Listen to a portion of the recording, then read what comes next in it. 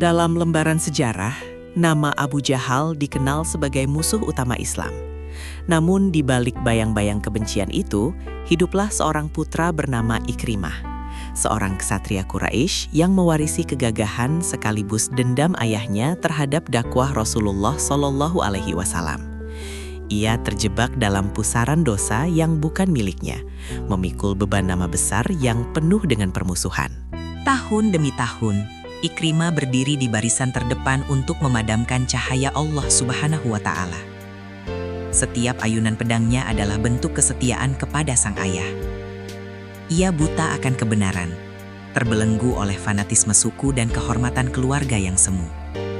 Namun, takdir Allah Subhanahu wa Ta'ala memiliki rencana yang jauh lebih indah dari sekadar peperangan. Saat Fathuh Makkah tiba, Ikrimah melarikan diri ke Yaman dengan hati yang hancur. Di tengah lautan yang mengamuk, ia menyadari ketidakberdayaan berhala-berhala ayahnya. Dalam kepasrahan, ia berjanji jika Allah Subhanahu wa Ta'ala menyelamatkannya, ia akan kembali kepada Muhammad Shallallahu Alaihi Wasallam untuk memohon ampunan.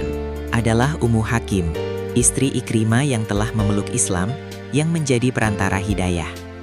Dengan keberanian luar biasa, ia menempuh perjalanan jauh demi menjemput suaminya.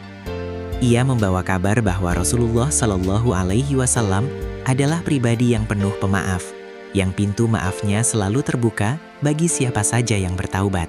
Di tepi pantai yang sunyi, Ummu Hakim berkata, "Wahai putra paman, aku datang dari orang yang paling baik dan paling mulia."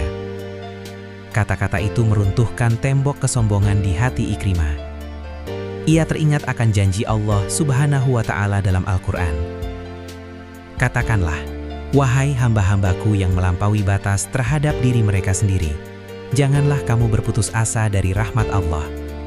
Quran Surat Az-Zumar 53. Ikrimah kembali ke Mekah bukan sebagai musuh, melainkan sebagai pencari kebenaran. Rasulullah Shallallahu Alaihi Wasallam menyambutnya dengan kegembiraan yang luar biasa, bahkan melarang para sahabat untuk mencela ayahnya di hadapannya demi menjaga perasaannya. Inilah akhlak mulia sang Nabi yang meluluhkan sisa-sisa dendam di hati Ikrimah. Di hadapan Rasulullah Shallallahu Alaihi Wasallam, Ikrimah bersaksi, "Asyhadu an la ilaha illallah wa asyhadu annaka Rasulullah." Ia memohon ampun atas segala permusuhan masa lalu. Sejak saat itu, ia berjanji akan mengerahkan seluruh harta dan jiwanya untuk membela Islam, melampaui segala dosa yang pernah dilakukan ayahnya. Ikrimah menjelma menjadi ahli ibadah dan pembela agama yang gigih. Ia seringkali menempelkan mushaf ke wajahnya sambil menangis dan berkata, "Kitab Tuhanku, kalam Tuhanku." Transformasi radikal ini membuktikan bahwa hidayah Allah Subhanahu wa Ta'ala mampu mengubah musuh yang paling keras menjadi kekasih Allah yang paling setia. Puncak transformasinya terjadi di Perang Yarmuk.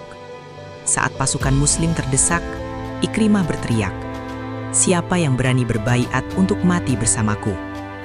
Ia memimpin pasukan berani mati untuk menahan gempuran musuh. Di saat-saat terakhirnya, ia memberikan jatah air minumnya kepada saudaranya yang lain, hingga ia syahid dalam keadaan haus, namun mulia di mata Allah Subhanahu wa Ta'ala. Ikrimah bin Abu Jahal mengajarkan kita bahwa masa lalu yang kelam tidak menentukan masa depan kita. Sebagaimana firman Allah Subhanahu wa Ta'ala, "Dan seseorang yang berdosa tidak akan memikul dosa orang lain." Quran Surat Al-An'am 164. Ia telah melampaui dosa ayahnya dan menuliskan namanya dengan tinta emas di surga. Semoga kita dapat mengambil hikmah dari ketulusan taubatnya. Amin ya Rabbal Alamin.